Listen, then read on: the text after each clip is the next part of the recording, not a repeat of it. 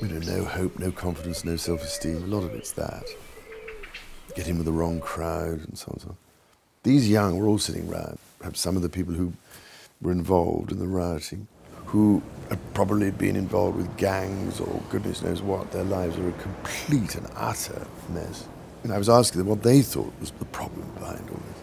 And they said it's nothing to do with race or class. It was actually all to do with families, schools, and the environment in which people live.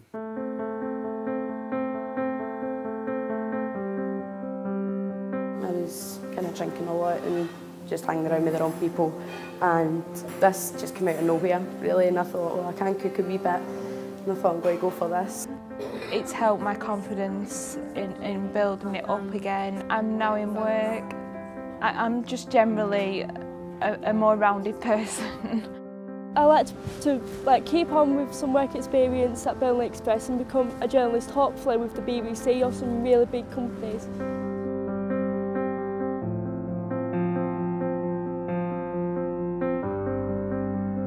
I'm finding this now that I'm getting older and have been doing all these things for quite a long time, that, like with the Prince's Trust, so much of that investment is being repaid in spades, I think, in terms of the difference it's made to people's lives.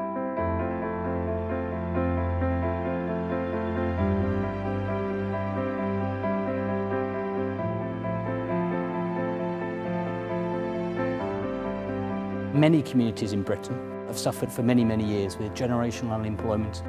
Here in Burnley, we are determined that all students have the best deal, and that means recruiting the best teachers, giving young people aspirations through our business class mentoring scheme, and also making sure that our teachers are constantly inspired through the Prince's Teaching Institute as well.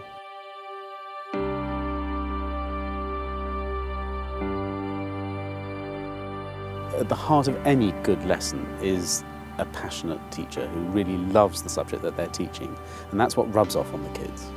And what we do at the PTI is to try and re-energise, reinvigorate and get to that passion by reconnecting teachers in order to go away and aim higher. It's incredibly satisfying. People do things that they enjoy better than things that they find boring. It completely revolutionised what we were doing as a department. It's reminded us why we became teachers in the first place.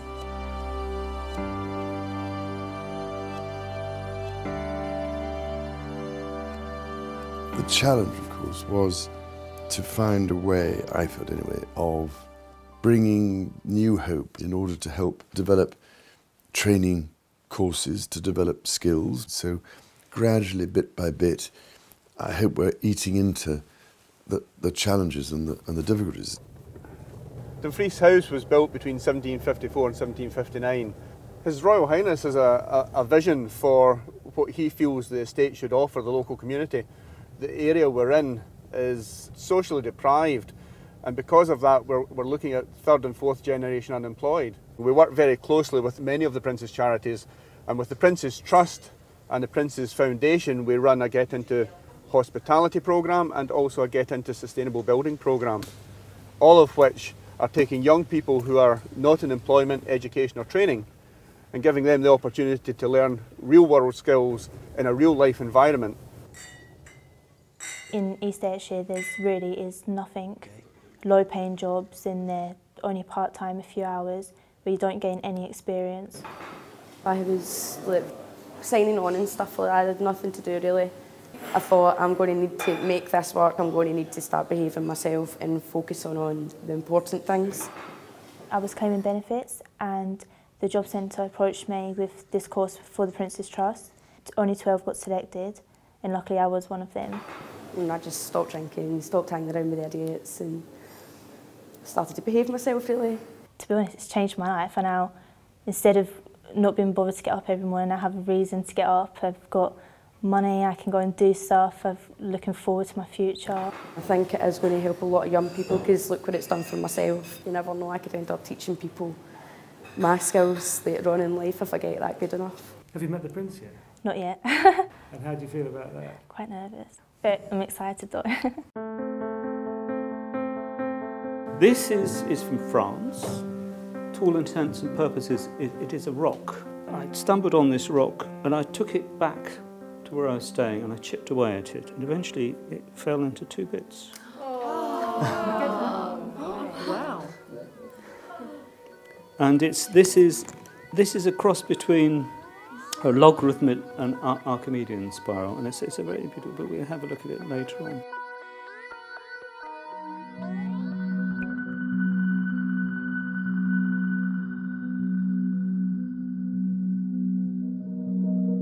I felt very strongly that it was vital to preserve this understanding and knowledge of traditional craftsmanship, traditional techniques, things that were based on thousands of years of accumulated experience. It seemed mad to throw all this away.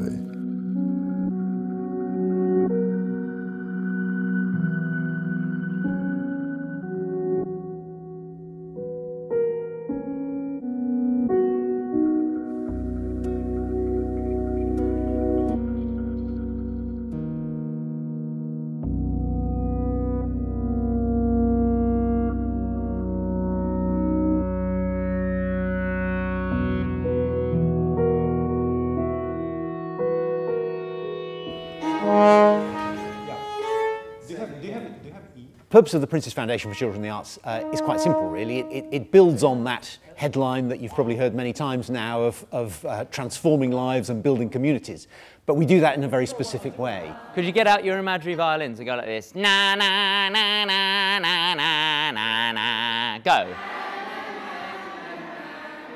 The whole organisation, really, the whole foundation, is built on that kind of moment of inspiration when children who might think of a museum as a kind of boring building they'd never even think about going through the doors of, if they can go through the doors of that museum or that concert hall, see something sensational, hear something wonderful, and see a relationship between it and issues for themselves, their own ideas, their own imaginations, their own problems, whatever it might be, then you plant a seed for life, I think.